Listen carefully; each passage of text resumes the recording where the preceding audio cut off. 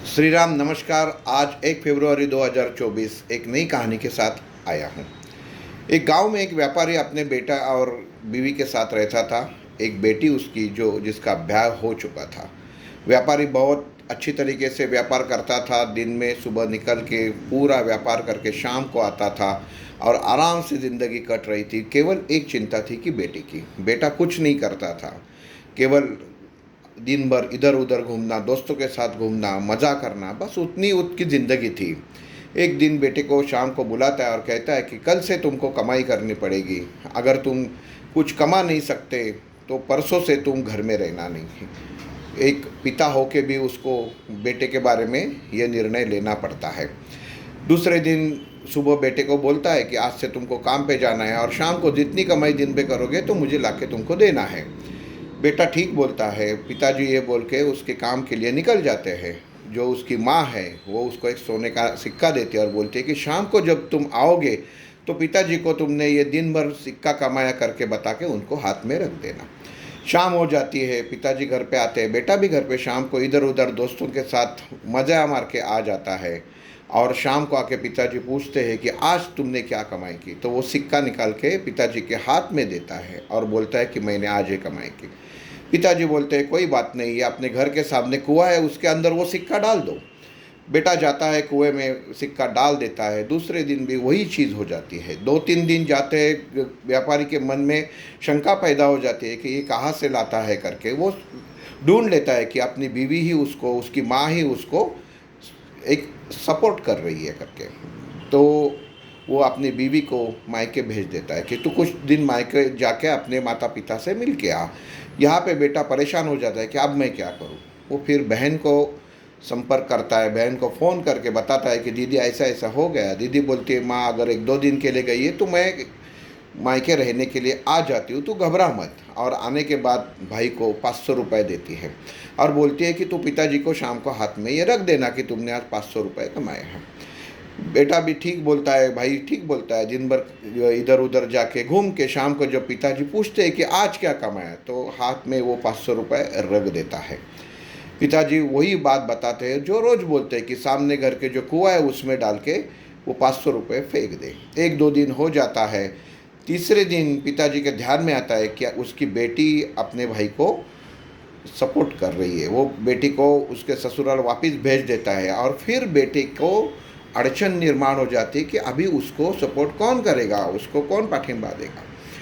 फिर चौथे दिन बेटा जब बाहर निकलता है, वो इधर उधर ढूंढता है, दोस्तों से पैसे मांगने की कोशिश करता है, लेकिन जो दोस्त रोज़ मज़े में उनके साथ रहते हैं तो कोई उसको मदद नहीं करता, कोई सपोर्ट नहीं करता। फिर उसको नाइलाज से सामने वाले यहाँ पे एक शेठ जी के यहाँ पे एक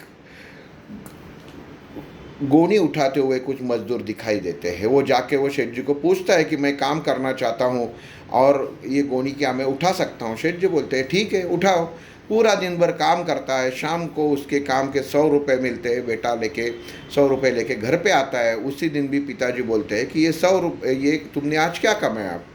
तो बेटा बोलता है कि मैंने आज ये 100 रुपये कमाया और 100 रुपये अपने पिताजी के हाथ में रख देता है। पिताजी बोलते हैं कि रोज़ की तरह मेरे हाथ में भी मत देना, सामने जो कुआं है उसके अंदर तू 100 रुपये जाके फेंक दे।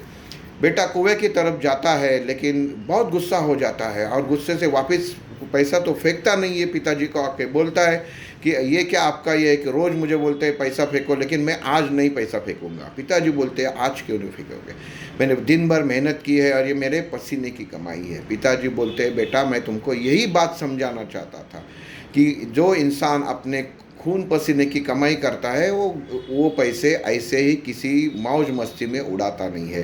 तुम आज तक जो पैसे उड़ाते आए और जो जैसे रोज़ मुझे लाके देते थे, तुम वो कुएं में बिना सोचे फेंकते थे क्योंकि उसको तुमने नहीं कमाए।